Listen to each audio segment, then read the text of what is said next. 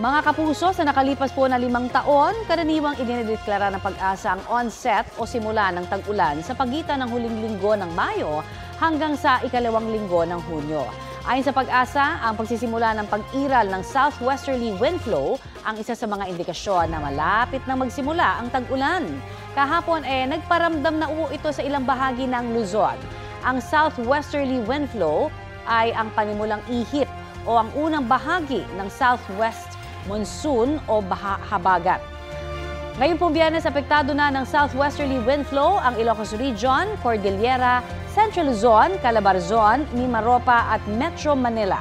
Sa mga susunod na oras, uulanin ang halos buong western section ng Luzon base sa rainfall forecast ng Metro Weather. Posible ang heavy to intense rains na maaaring magdulot ng baha o landslide.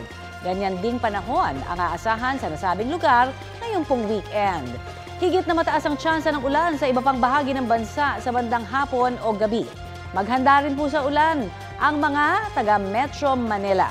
Abangan mamaya ang heavy rainfall advisory ng Pag-asa para sa weekend.